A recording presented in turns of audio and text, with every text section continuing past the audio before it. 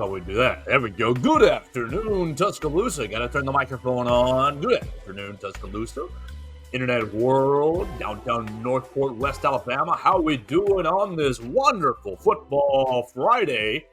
And it is a football Friday right here on the Joe Gaither Show on BamaCentral, part of the BamaCentral Broadcasting Network. You guys are watching us on YouTube, on Facebook, on Twitter. We're on Spotify, Apple Podcasts, and on Amazon. We appreciate everybody tuning in and listening to us and watching us on whatever platform that you guys are participating on. We love it very, very much. We appreciate you. You can go out and follow us at Joe Gaither 6 on all of the social media machines. Go out and send us your comments, your questions, your queries, and complaints. We love each and every one of you, your critiques as well.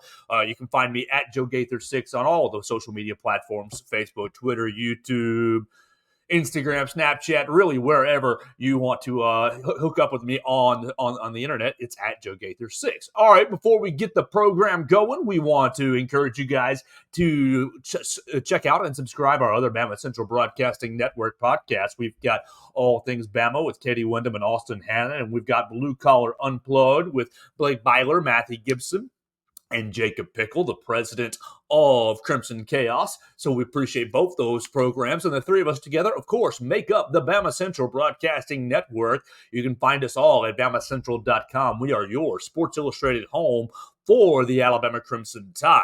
So what will we do on a Friday? First off, it's Football Friday, and we're, 15 days away? 15 days away from Alabama kicking off against MTSU. And I want to talk quarterbacks.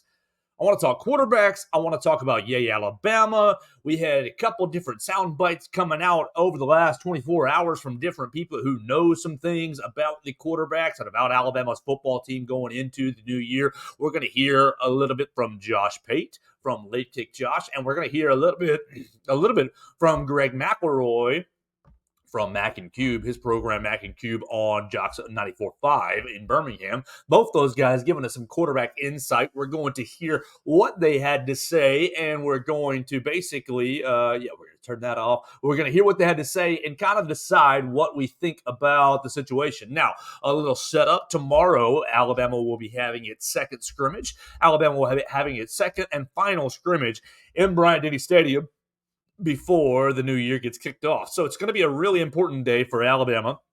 It's going to be a really important day for Alabama's quarterbacks. Look, everything that we've heard so far, I think is valid, but everything can change tomorrow in Bryant-Denny Stadium when the scrimmage goes live.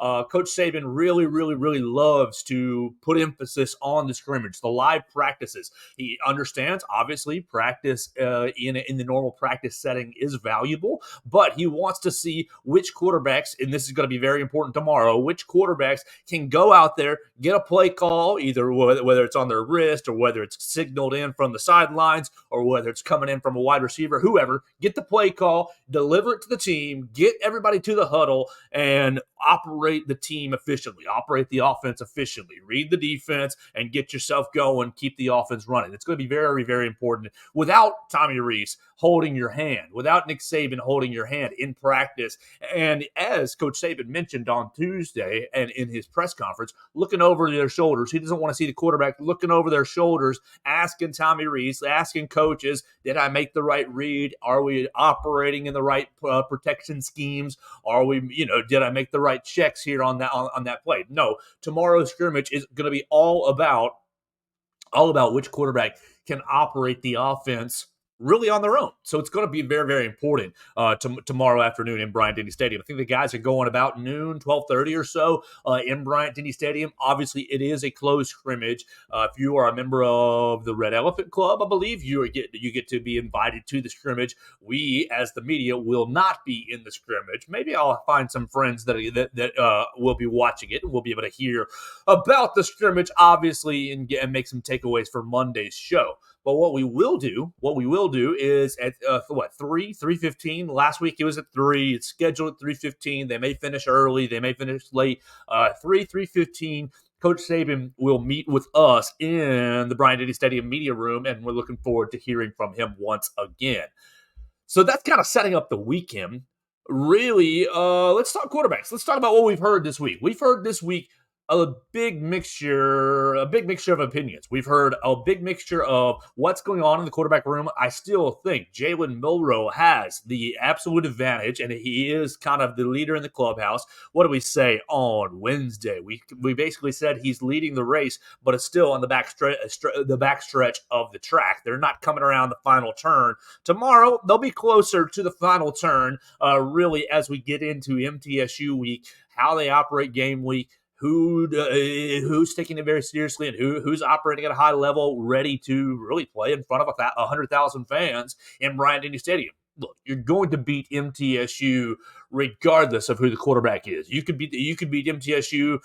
With me at quarterback, I'll take snaps and handoff all day. I can't throw the ball past 15 yards, but I can dump. I'll dump a chunk and dump to our tight ends and to our running backs and let those guys make the plays. The biggest test is who can get you in and out of the huddle, who can make the checks at the line of scrimmage, who can keep the offensive line motivated and really just efficiently move the ball without turning the ball over. I still think Jalen Milroe has your edge. You've heard guys from right here in Tuscaloosa, Corey and Christian Miller. You can listen to them on Tide 109. They were at the scrimmage last week saying that Jalen Milroe had a very, very strong day. Reports out of Monday and Tuesday's practice were that Jalen Milroe continues to have a strong day, continues to have a slight lead over Ty Simpson. I think Ty Simpson's biggest issue is turning the football over and getting experience, just gaining that experience. And so really Saturday is going to loom large for Ty Simpson, really trying to, let's see if he's going to take that step. Let's see if he's going to overtake Jalen Milroe. And look, I don't care who's going to play quarterback. I want to see Nick Saban play the most prepared quarterback. I don't care who it is. Whoever it is needs to get out there and operate the offense at an efficient level. It doesn't have to be a Bryce Young. It doesn't have to be a Tua Tagovailoa where you're throwing the football all over the place, but you have to get to efficiency. Look, we all love Blake Sims, but we're not going to be dummies right here on the program. Blake Sims had deficiencies in his skill set, but what was he really good at? Blake Sims, one, was absolutely clutch as can be. Blake Sims, I'll never forget you down there at LSU, just absolutely as clutch as can be. But really, what made Blake Sims a very effective quarterback is, okay, where's Amari Cooper? How are we going to scheme him open? And how can I get the ball to Amari Cooper's hands as quickly as possible? Amari was amazing, obviously unbelievable as a wide receiver. Blake Sims, I believe, did a great job understanding it's my job to get the ball out as quickly as I can to playmakers and to keep this offense on track. Now, obviously, he made some serious plays down there, as we just mentioned, down in Death Valley. Same sorts of things the next year.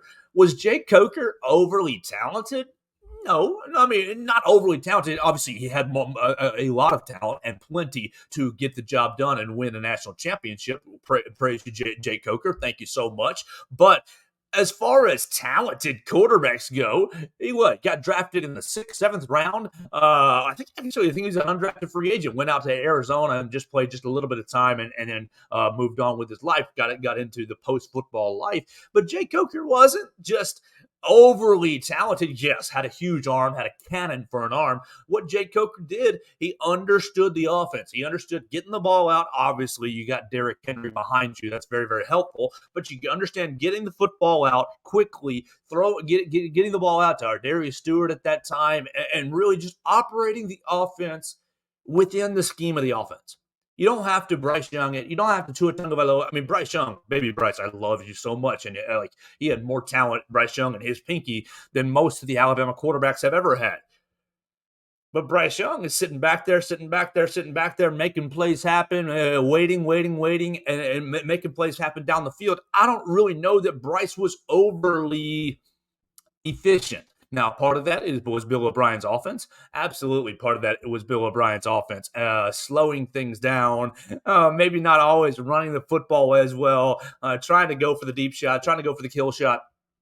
and maybe that was more of Bill O'Brien than anyone else. So I think under Tommy Rees, you're going to get into a system where you're running the ball, you're utilizing Jace McClellan, Roy Dale Williams, you're utilizing Justice Haynes, and really attacking teams in multiple different ways, keeping them on their toes. Look, last year with Bill O'Brien, and really the last 2 years with Bill O'Brien, I don't know that you were keeping defenses on their toes. You kind of knew, it's going to be Bryce or it's going to be nothing. So I think the offense is going to just have a much deeper, more complex identity going forward, and it's going to be up to whatever quarterback to just fit in. All you got to do is fit in.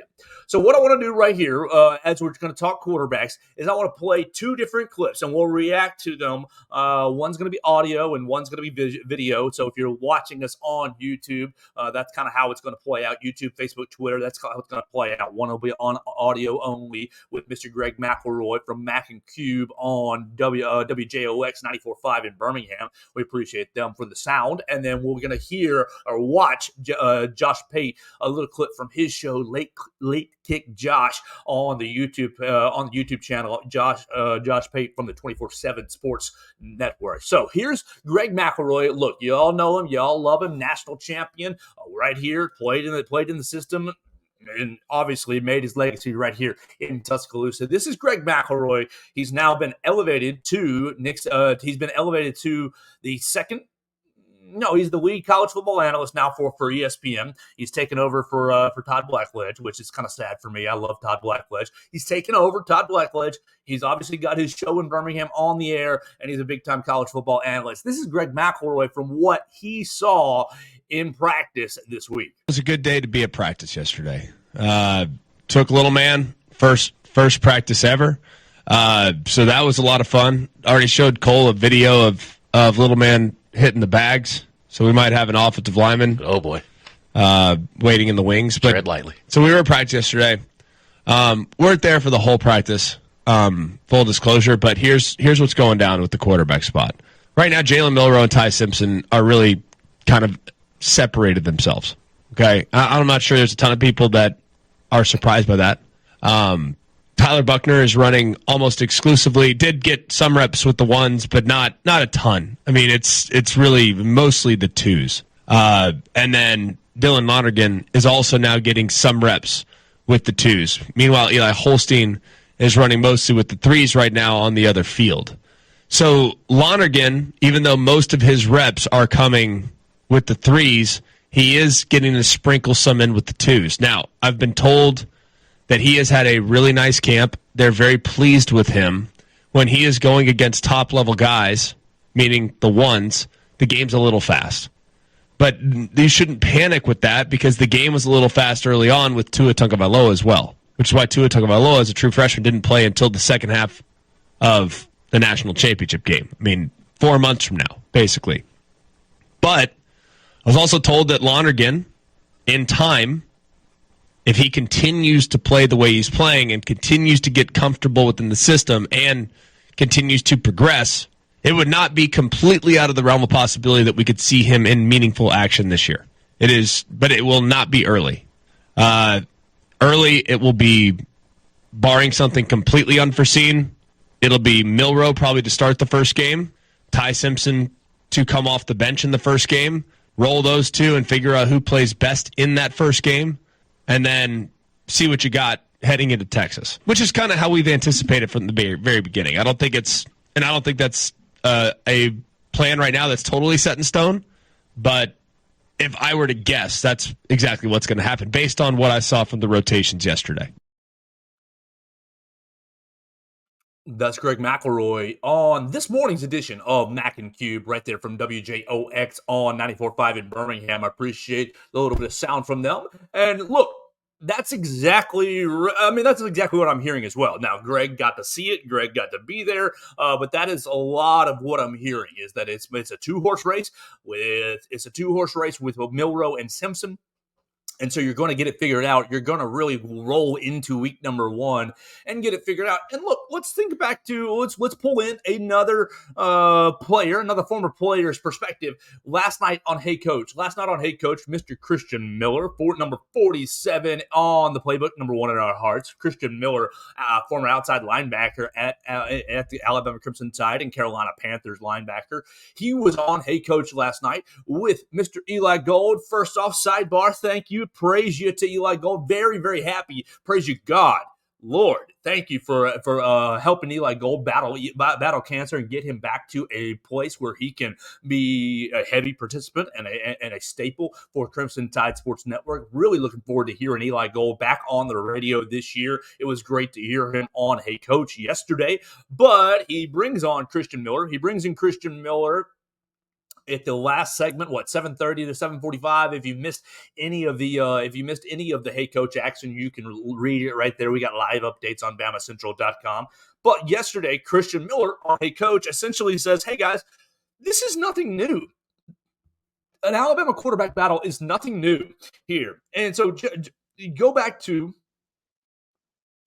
Christian's days. Christian experiences the Jake Coker battle, experiences the Blake Sims quarterback battle, experiences the Jake Coker quarterback battle, experiences the Blake Barnett Jalen Hurts quarterback battle, and then experiences the Jalen Hurts Tua Tagovailoa quarterback battle. This is what Alabama has done really throughout the entirety of the Nick Saban era. I mean, Nick Saban comes in 2007, and you've already got John Parker Wilson pretty much ready to rock and roll. John Parker Wilson had the experience and was your best quarterback on the roster.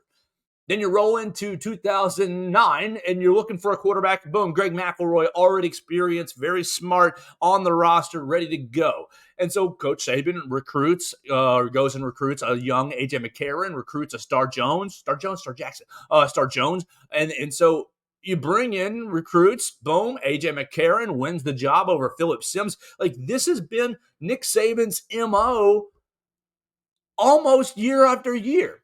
I mean, obviously, look, Mac Jones had the it factor over Bryce Young when Bryce was a freshman, and it helped out. I'm sure that it helped Bryce out to watch the game and kind of just sit and watch. Boom, Bryce Young the next year. You had talks Bryce Young and Paul Tyson. Bryce Young, Paul Tyson, XYZ, ABC, who's going to win the job? Now, the talent was obvious, and Bryce Young clearly won the job. You had little Taulia Tagovailoa mixed in there as well. Taulia transferring to Maryland. We have had quarterback battles the entire 17 years of the Nick Saban era.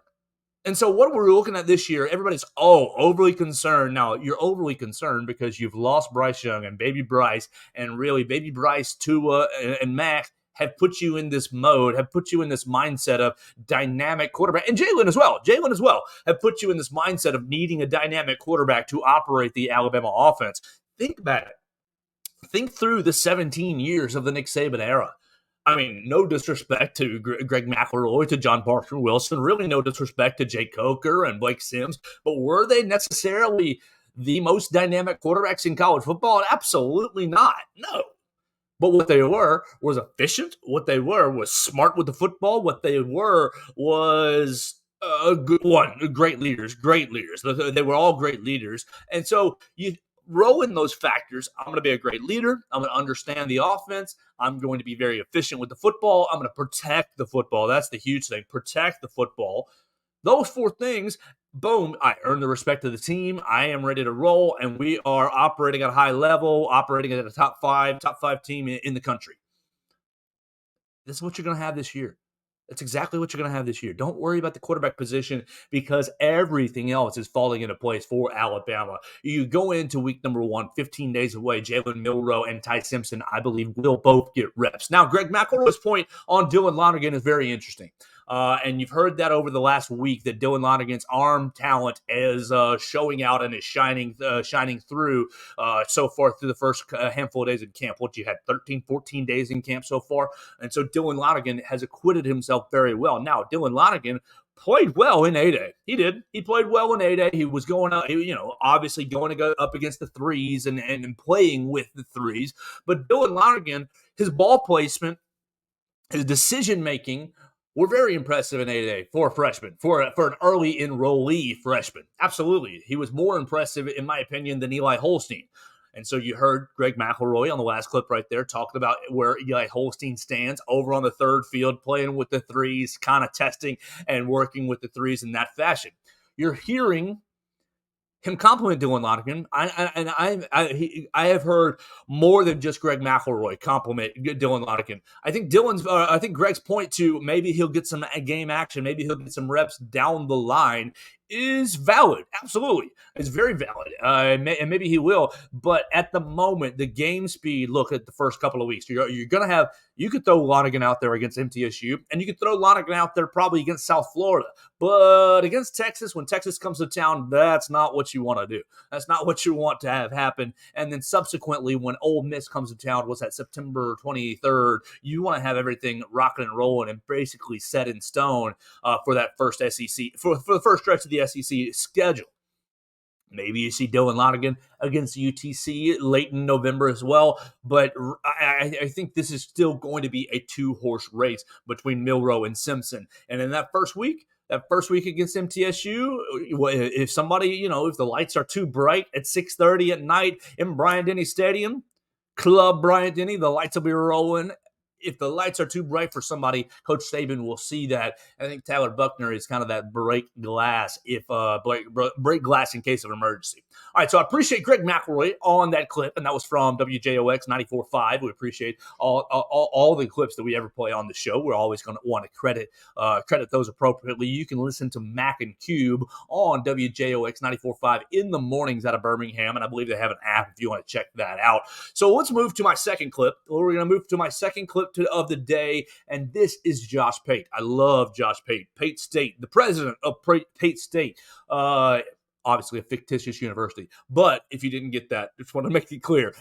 Josh Pate from Late Kick Josh operates a show late in the evenings on YouTube and is a part of the 24/7 broadcasting network. And so this is Josh Pate talking about what he has heard about Alabama camp and the quarterback situation. About 7 or 8 deep with guys they feel they can win with in the SEC, and you have not said that in a long time. I think they've been pounding the ball in practice like they hadn't been able to count on doing in a long time, and I think their defensive backs are playing at the caliber, and really linebackers as well, that they haven't in a long time.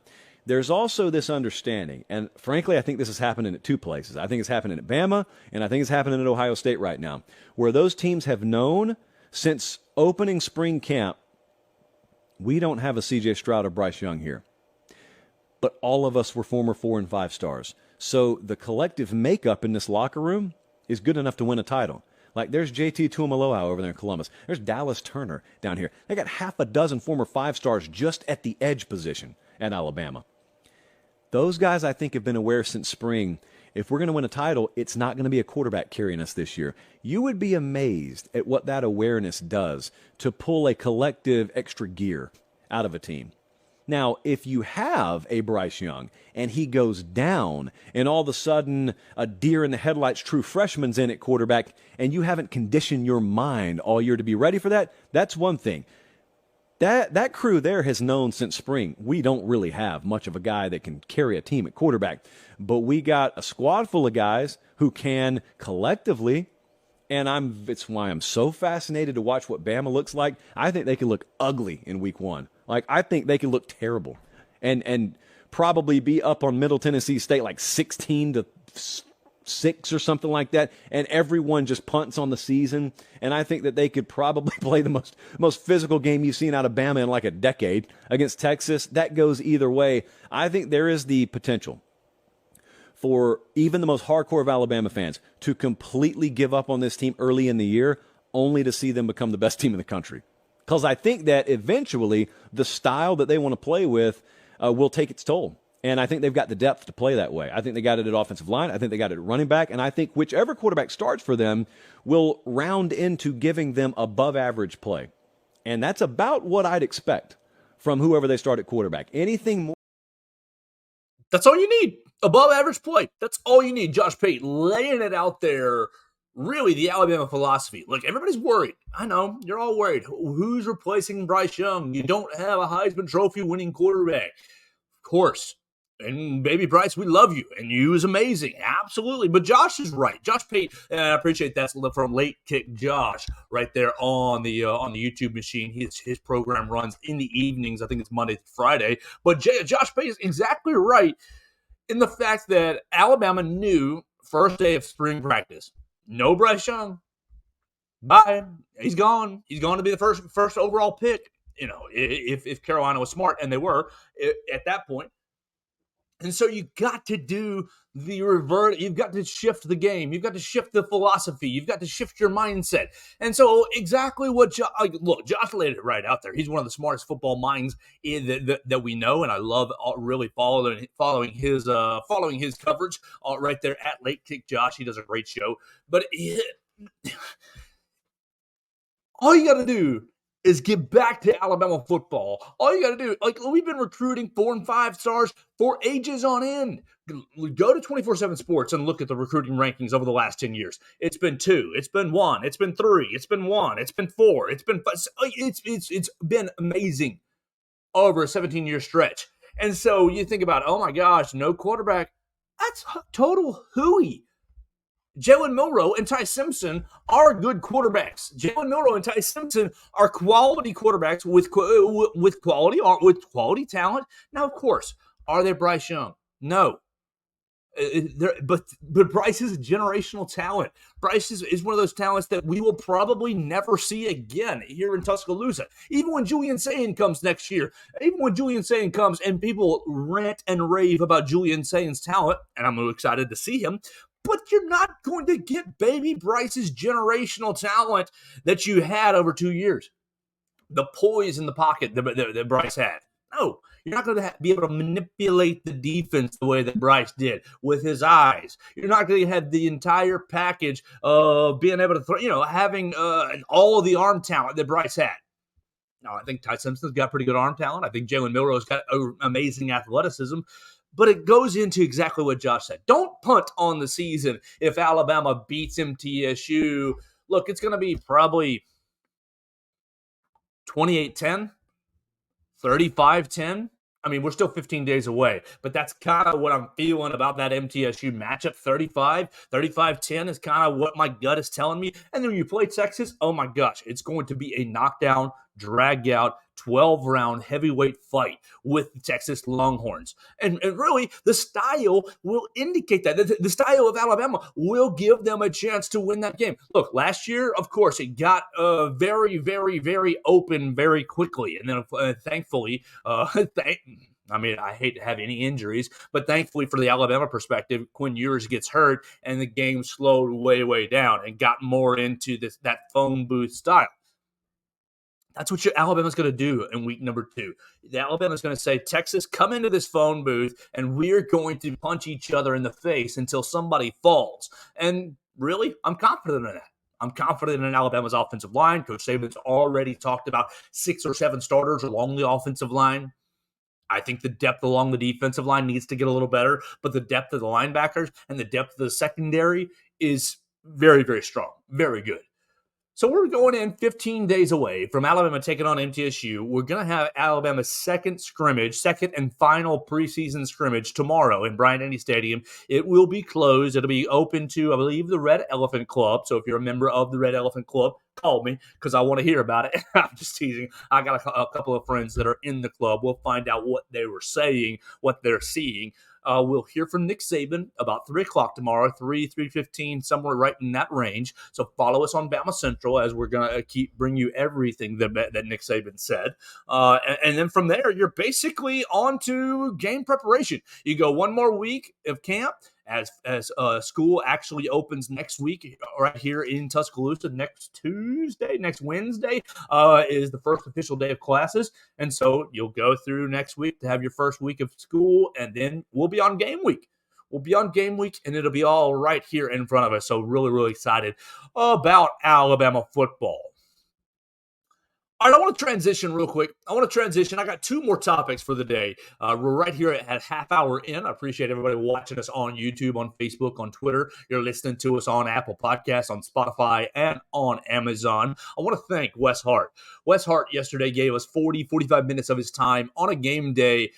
Really, really, really impressive. He was very open with all his answers. He was very open about his background. I want to thank Wes Hart. If you don't know anything about the Alabama soccer team, go check that out. You can watch it on all the platforms I just mentioned. Wes Hart was the first Alabama coach that I've had on this program. And so I really want to thank him and encourage you guys to listen to that episode or to watch that episode to get a good feel for this Alabama soccer team. I'll talk about the soccer team and their performance last night at the very, very end.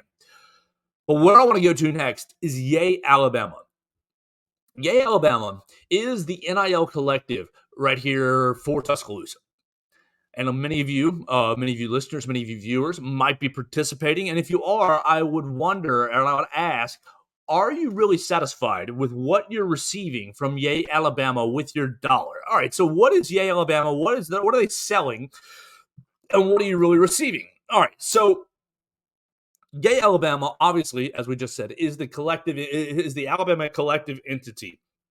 And you can go to yea-alabama.com to check out their packages and to check out how you can participate and how you can support Alabama athletics. And, there's decent packages, but I really want to get into what I heard last night on Hey Coach. Okay, so Yea Alabama, their goal is to increase the marketability of Alabama athletes. That's kind of what was said last night on Hey Coach. And they say their goal is to, hey, if you want to keep winning, if you like Nick Saban winning at a high rate, if you like Nate Oates winning at a high rate, give to Yea Alabama, subscribe to Yea Alabama to do that because we need it, because that's going to be the way of the world going forward in college athletics. Okay, at the baseline, that's exactly right. It is right. It is correct that NIL is becoming a very prevalent part of recruiting and very important part of recruiting. It is. It's undeniable. You can talk about it with football. You can talk about it with baseball. You can talk about it with basketball. Really, all the sports. You heard Coach Wes Hart yesterday talking about how it's kind of getting into women's college, to the women's college soccer. So at the base level, they're right. If you want to keep winning, give to Yea Alabama. But here's my issue, and here's my concern, is you're seeing one, you don't know the numbers, but you obviously you obviously see a massive push to push Yea Alabama forward and to kind of grow Yea Alabama as an entity for the athletic program. You can sign up today if you want to at $18 a month from the fan program. $18 a month if you want to be on the starter program, $75 a month for the all conference, $150 a month for all American level, and $250 a month for the Hall of Fame level package. Now, okay, first off, I am a young adult, but I am broke as can be. All my money is budgeted out, and of course, I have some subscription packages. Netflix, HBO Max, Dollar Shave Club, this, that, and the other. I have subscription services that roll in right here to downtown Northport that I receive. When you're selling to Alabama fans and to people following college football and following the University of Alabama, if you want to keep winning, give to Yea Alabama. And so, okay, people say, all right, I want to keep winning, but I don't want to spend $75 a month for this. What do I get? What do I get? What do I tangibly get? When I sign up for Dollar Shave Club, it's $9.99 a month or whatever it is, and I get razors in the mail, and you're taken care of. That entity, the razors come right to my house, and I can shave, with fresh quality razors each and every week. Great, awesome, roll tide. When I sign up for HBO Max, I can get a billion movies and a billion TV shows right there to my TV each and every week. Great, it's tangible. I can feel it. I can receive the television show right to my eyeballs. I can receive the movies right to my eyeballs, and it takes me out of the world for an hour and a half or whatever the case might be. But with Yea Alabama, how's the best way to say it? People don't believe you. People don't believe you. They don't believe that Nick Saban needs your money to win at a high level. They don't believe that Nate Oates needs your money to win at a high level. Now, I believe that it's valid. I believe that the selling point is true. I believe that if you think about NIL, you think back to 2 years ago, Nick Saban on the World Game stage saying, "Oh, Texas A&M bought their entire recruiting class, and we got to up our game." Sitting there right there with Nate Oates, who, oh my gosh, if Nick Saban has an NIL problem, Nate Oates has a bigger NIL problem. He does, because that's, oh gosh, college basketball. Ooh, college basketball was doing NIL as well as anybody was doing it before NIL was even a thing. Remember Will Wade, his strong bleep offer. He was offering $80,000 to prospects, and they were going other places. Shoe deals and this, that, and the other. Money has always been rampant in college basketball. For Nate Oates, you've won 4 SEC championships. Great on you. We've been to 2 Sweet 16s in your tenure. Great on you. And I love the Alabama basketball program. I'll just be honest with you guys, the viewers. Football is king right here on the program, and football is king at BamaCentral. But for me, I would cut my right arm off if Alabama basketball could win a national championship. I would. I would give my right arm right now to you, Nate Oates. But I cannot afford really the $18 a month, and I don't know really where it's going. Where's my money going? How can I decide, hey, I want Alabama basketball and I want Alabama golf to receive you just split it, $9 here and $9 there. I want to give those 2 programs my money because those are my favorite 2 programs. And then, okay, if there's a couple dollars left over for football, great. But you can't do that. The program last night on Hey Coach, they reiterated the IRS rules, basically prohibit them from saying, here's my $18. I want to contribute to basketball. I want a new arena. I want the next big superstar in basketball. What are you getting with your money? Look through Yea Alabama. Look through their packages. At $18 a month, I get the basic membership. I get basic membership, which allows me to go online into the Yea Alabama member hub, and I get exclusive content and insight, which I know some of the people who are producing the content and insight, they do a great job. They're trying to do a great job. They want to tell the athletes' stories. They want to expose the athletes for who they are and grow their marketability. Awesome. Basically, you're selling me on a premium website, on a subscription website. Look at what you're doing at 24/7 at On3 Sport. Look at what you're doing at The Athletic. Look at what you're doing for the San Diego Sun-Times. Really, any sort of journalism that is behind a paywall, you're getting the same sort of thing. But we're paying $18 a month. I think The Athletic is $3 a month. I think I pay $3 or $4 a month to receive The Athletic right here on my cell phone. And The Athletic does great work. The Athletic gives me great insight to the programs that I like, the Alabama football. It gives me great insight to the Chicago Bears. It gives me great reporting for tons of great avenues.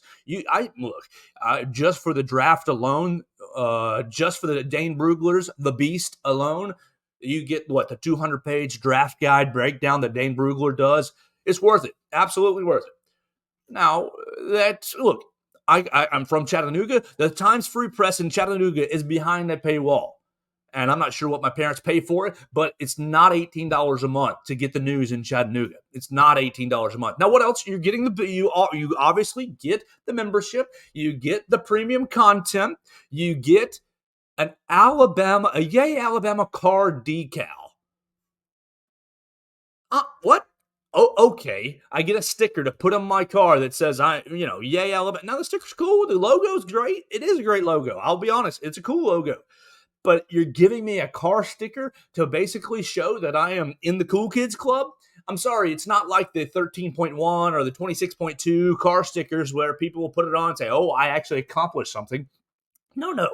I've got a Chicago Bears car sticker on the back of my vehicle. It's faded in the sun, absolutely faded in the sun. If anybody wants to send me a new one, I'll swap them out.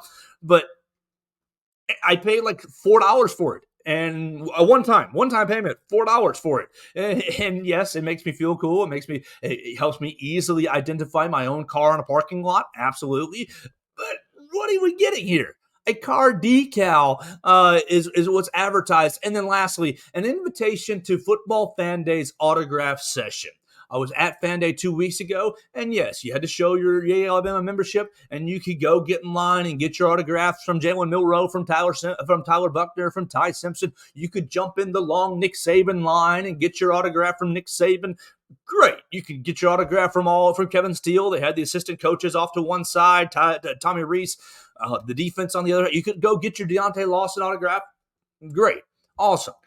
And you might have people go online and turn them back around and try to sell them or whatnot.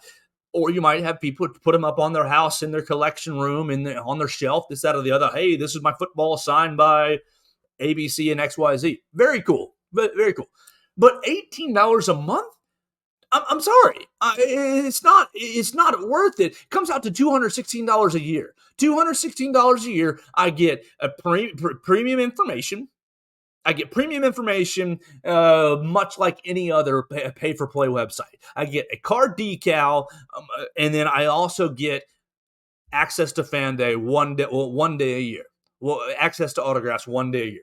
I'm sorry. People don't believe you when they hear Nick Saban needs your money to continue to win. We have 17 years worth of evidence of Nick Saban winning. Look through the athletic department. The athletic department has been rebuilt the weight room twice now, at least twice, I think 3 times since he's been here. You've renovated the weight room at least twice, I think 3 times.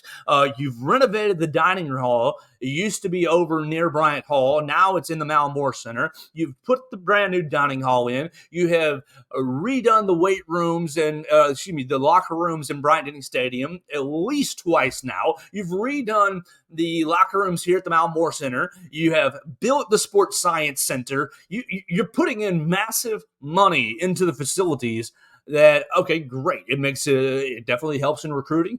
But why are we where's the thought process is Alabama doesn't need my money. Alabama doesn't need my money. And so, Yea Alabama, I'd love to see you guys do a better job selling what we're getting, selling what the fan base is getting, selling what the people are doing, selling how is my dollar going into Jalen Milroe's pocket? How is my dollar going into Rylan Griffin's pocket? How is my dollar going to going to Jenna Johnson? She's gone. Jenna Johnson's pocket.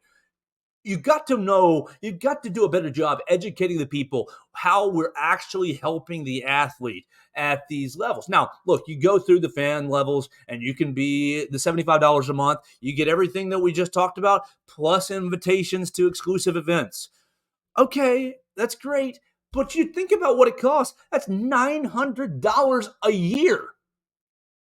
Look, you guys might be very, very wealthy, and it may be nothing to you, but $900 is a pretty penny for me. It's a pretty penny for probably a lot of our viewers. And so to say you're going to pay $900 a year and you're going to be a part of Yea Alabama, you're going to get the card decal, you're going to get the exclusive membership to the website, you're going to get the invitation to Fan Days autograph session, and hey, we'll also throw in a couple of exclusive events that you can come to. Now, for some people, that's good. That is a tangible. It's a tangible win. It's a tangible win to say, "Oh, I'm a part of the Alabama football program. I'm a part of the Alabama athletics program. I'm supporting the team." And I don't want anybody to not support the team.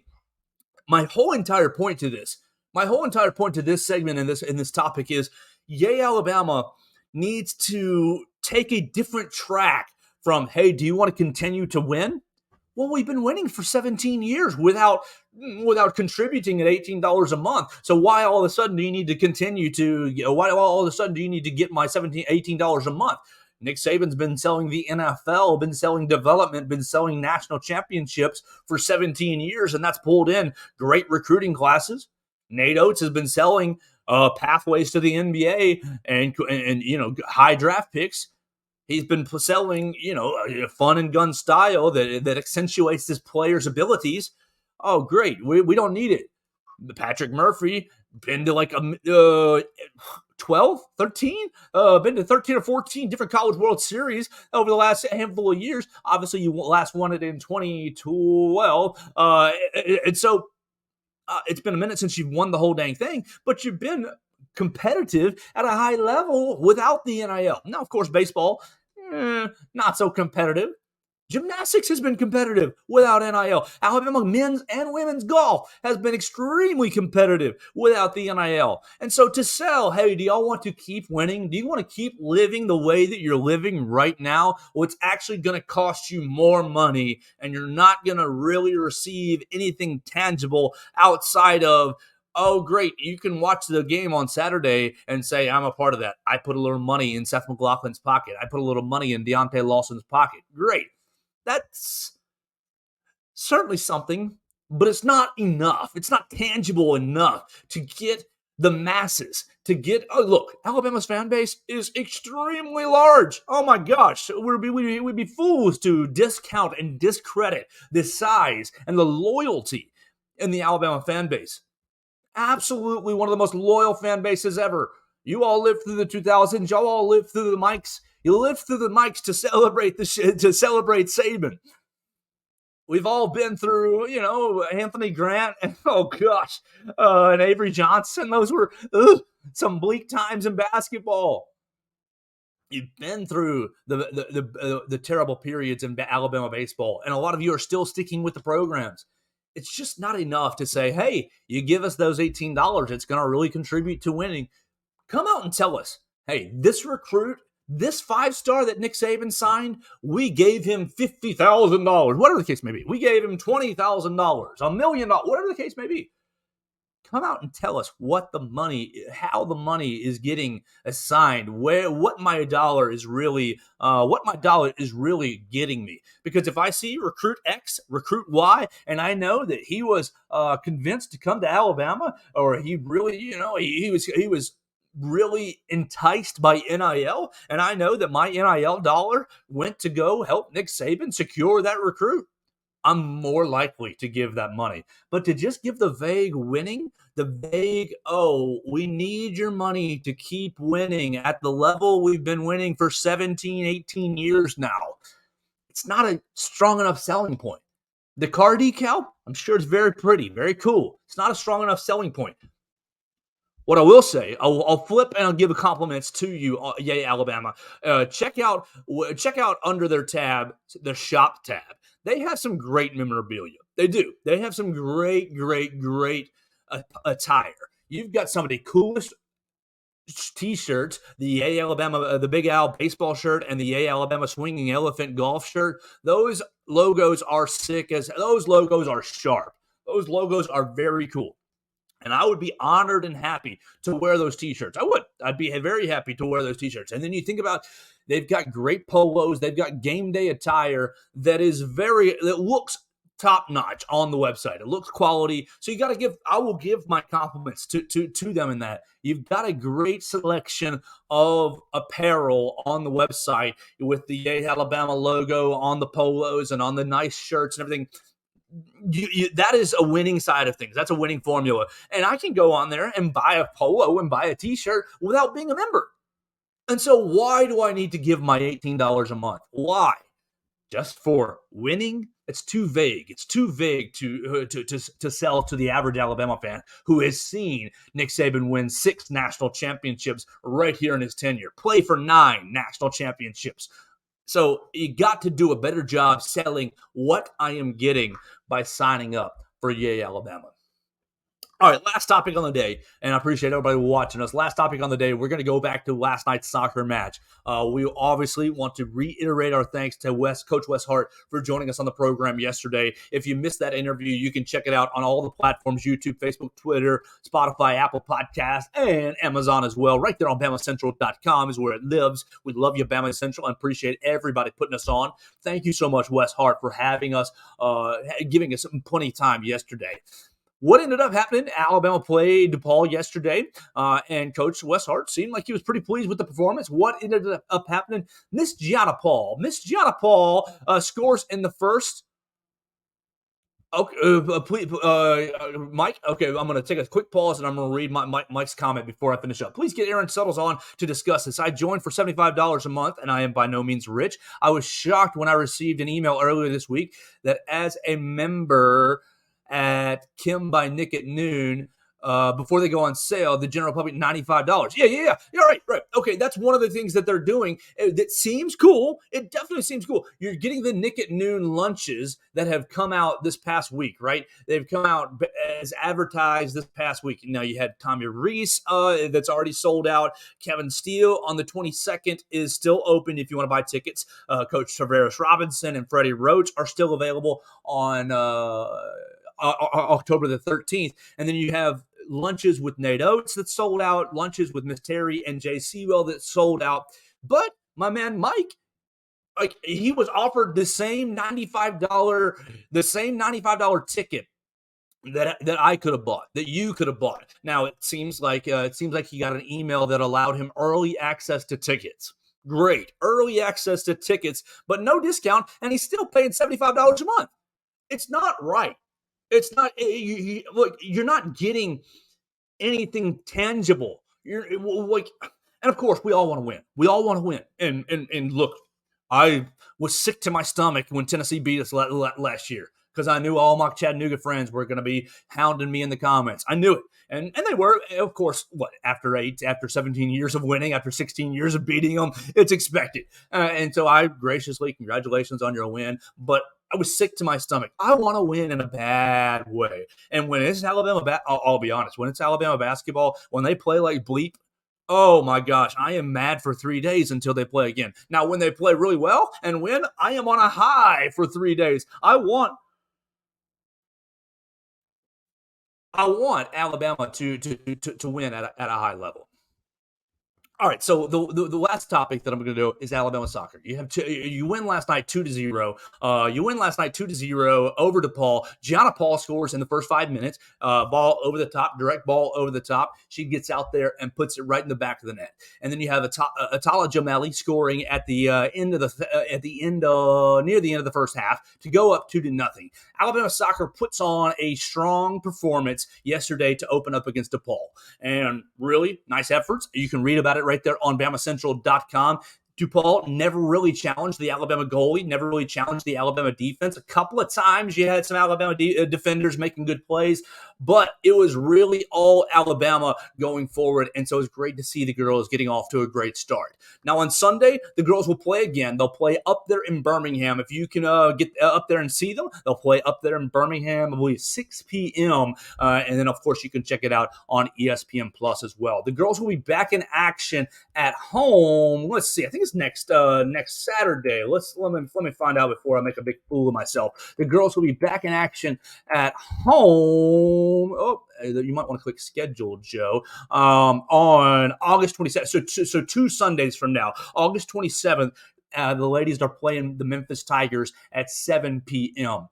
You're playing at 7 p.m. Please get out to Alabama Soccer Complex to watch the ladies play. They put on a very entertaining style yesterday, and Coach Hart talked about wanting to play a very pressing style, and really it was entertaining. They put a lot of shots on goal. Obviously, Coach wanted to see a little more balls in the back of the net, and Coach Wes Hart talked about that in his post-game press conference with myself, Will Miller, and Juliet Brown from WVUA 23, the three of us taking part in that. So so you can check that out on BamaCentral's YouTube if you want to listen to Gianna Paul or Atala Jameli after the game. They spent about 5 minutes with us, and then Coach Hart spent about 5 or 6 minutes with us as well. So really, congratulations. Hats off to the ladies for winning 2-0 yesterday. 2-0 yesterday, and we hope that their season continues. It marks the 21st consecutive home game win.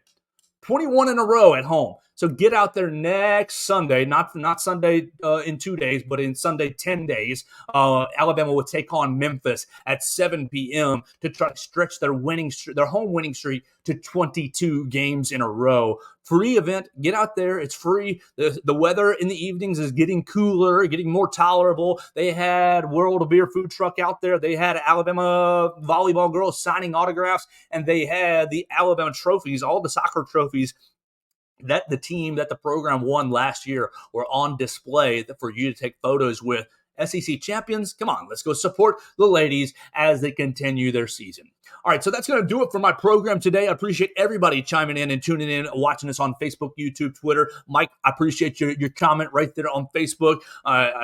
Really, anytime, any comments that you want to make on the show, you can make it right there on any of the social media machines. And then, of course, hope you guys subscribe to us on YouTube, on Spotify, Apple Podcasts, or on Amazon, whatever your podcast channel of choice is. And we appreciate everybody subscribing, sharing the show out, and continue things. Oh, last thing, real quick, very, very quick. At 5 p.m., 2 things are happening. Draker Patrick Jr. out of Gadsden City High School is committing to, hopefully, Alabama, but he's going to be choosing between Alabama, Missouri, Arkansas, and Auburn. That's going to happen at 5 p.m. We will have an article out ASAP as soon as he puts on the hat. We're expecting it to be Alabama. I think it's between Alabama and Missouri at the moment. Those two programs really seem to be in his final 2. And the second thing, on the high school train, if you're sitting around at home this evening at 5 o'clock, flip on ESPN2. ESPN2, you're going to see Carrollton High School. The Carrollton Trojans are going to be on ESPN2 as they open their season. And why is that something you guys want to watch? One, you'll see Alabama's 2024 tight end commit Caleb Odom is playing for the Carrollton Trojans. And then 2, the 2026 offensive line commit Zakai Hilton will be on display. I did have a little positive communication with the Carrollton Trojans this week. I think I'm going to get both of those guys on next week, or as soon as they can make some time for me. I'll have at least Caleb Odom and Zakai Hilton. And then an uncommitted prospect, Julian Lewis, plays quarterback for the Carrollton Trojans. Julian Lewis plays quarterback for the Carrollton Trojans. He's the 2026 prospect, and he's very, very highly regarded, and Alabama is pursuing him as well. So at 5 o'clock, 2 recruiting nuggets to follow. Alabama pursuing and trying to get the commitment from Draker Patrick Jr., and then you can watch Carrollton Trojans on ESPN2 at 5 o'clock. So that'll be something to do this evening. And then tomorrow, of course, we're going to be following the Alabama scrimmage as best we can. Obviously, it's a closed scrimmage, but at 3:15, 2:45, somewhere right in that range, Coach Nick Saban will talk to the media, and we'll be right there on hand in Bryant-Denny Stadium. All right, so everybody, thank y'all so much. I hope you had a great week. We had Will Miller and we had Coach Wes Hart on this week. We appreciate both those guys joining us. You can check out the show on all the platforms. Follow BamaCentral at BamaCentral.com, at BamaCentral on the Twitter machine. Follow my man Chris Walsh, my boss, at Writing Walsh on the Twitter machine. Really, really appreciate his time and really appreciate him putting us on. For everybody, the listener, I love you. The viewer, I love you. You are the reason that we do it. Thank the Lord for the platform. We appreciate that very, very much. We'll get out of here for the week, and we'll be back on Monday with another edition of the Joe Gaither Show on BamaCentral and BamaCentral.com.